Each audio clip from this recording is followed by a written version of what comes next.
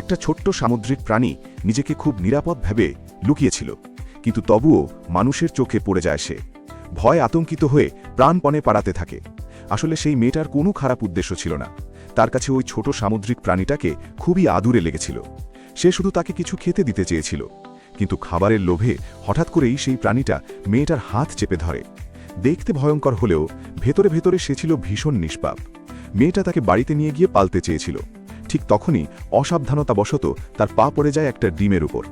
সে পিছিয়ে এসে দেখে চারপাশ জুড়ে ছড়িয়ে আছে অসংখ্য ডিম, আর মুহূর্তের মধ্যেই অনেকগুলো ডিম ফেটে যায়। ডিমের ভেতর থেকে বেরিয়ে আসে অসংখ্য ছোট ছোট হলুদ রঙের প্রাণী। এই দৃশ্য দেখে মেয়েটা আর কিয়াং ভাই ভয় পেয়ে দৌড়াতে শুরু করে, কিন্তু ছোট প্রাণীগুলো তাদের পিছু ছাড়ে না, কারণ তারা মানুষ দুজনকে শত্রু নয় বরং নিজেদের মা ভেবে নিয়েছিল। হঠাৎ করেই জঙ্গলের দিক থেকে ভেসে আসে এক বিশাল গর্জন। আসলে বড় হলুদ সামুদ্রিক প্রাণীটা তার বাচ্চাদের খুঁজতে এসেছিল। দুজন দ্রুত নৌকার দিকে ছুটে যায়।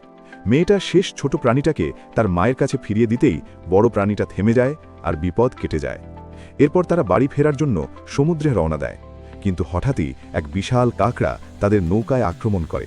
নৌকাটা উল্টে যাওয়ার উপক্রম হয়। ঠিক সেই সময় এক বিশাল লাল সামুদ্রিক প্রাণী এসে পড়ে। সে কাঁকড়ার সাথে ভয়ঙ্কর লড়াই করে দুজনকে বাঁচায়। লড়াইয়ের পর নৌকাটা ভেঙে যায় আর তারা মাঝ সমুদ্রে আটকে পড়ে।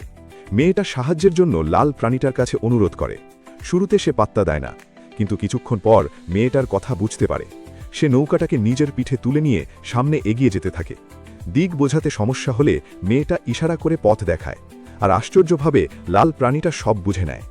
যাত্রাপথে তাদের খাওয়ার জন্য মাছও জোটে।